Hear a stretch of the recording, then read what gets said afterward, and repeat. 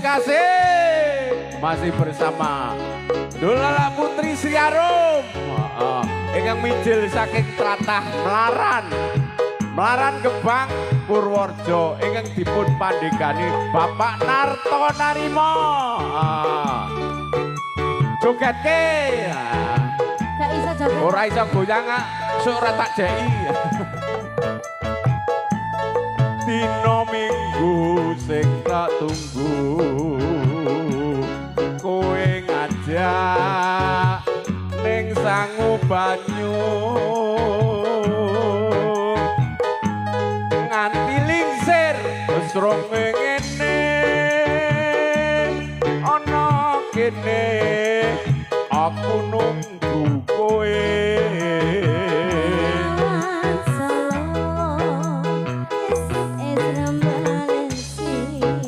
Grandul Siti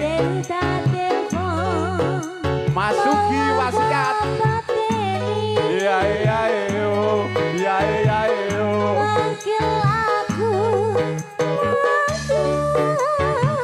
yang kebedo jenggotmu mesti ora koyang iyong iyong iyong iyong iyong lali janjine kandhane alasane mangkelake Garuda Pancasila sapa wong sing ora gelo kadung dandian kowe ora teko ae iki saja ora tau nyanyi duet karo pun kakang ora nyambung ora apa-apa sing penting sawerane kok nyawer pura nggih no wis kok tak rasane ditari rata-rata mesti nggih karo sendika dawuh karo hooh abang lu kutu abang biasane sing gede-gede ngene iki lak ya serakah janjane kowe ngendi gelaganmu sajanyo priyani iya iya iyo iya iya iyo atiku sujono kowe kencan karo wanita liya asik asik jampi stres jampi saya masih bersama Dolala Putri Sri Arum goyangke meneh sekarang nopo duit ki abot sanggane kok betul sawere toke ora mung sanggane iki wonge ya abot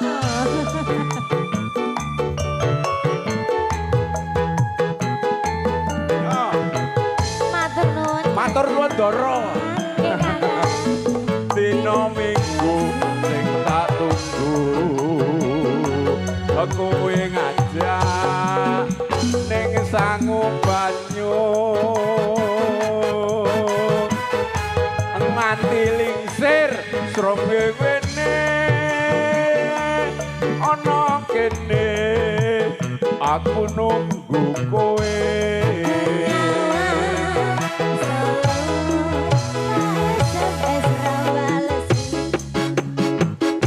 goyangnya terus nanti medun ngancer karpet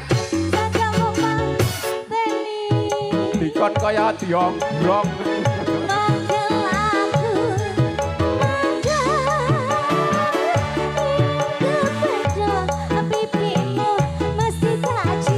iyong iyong iyong iyong lali janjine kandhane alasane mangkelake Garuda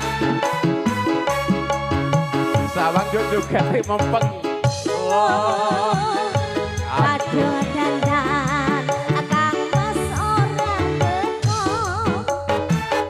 hae hae janjane nang ndi wae to kok ora teko sekarang ya ceweke pirang-pirang ya ya bagi wektu dina iki nggo iki sesuk nggo sesuk sing penting COD aduh COD Mbak Rindi senengane COD iki nggih napa Mbak Rindi Mbak Rindi Astuti ya janjane kowe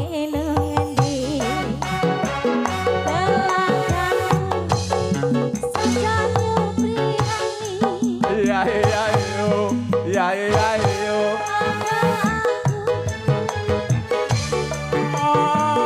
Kowe kencan karo wong lanang liya.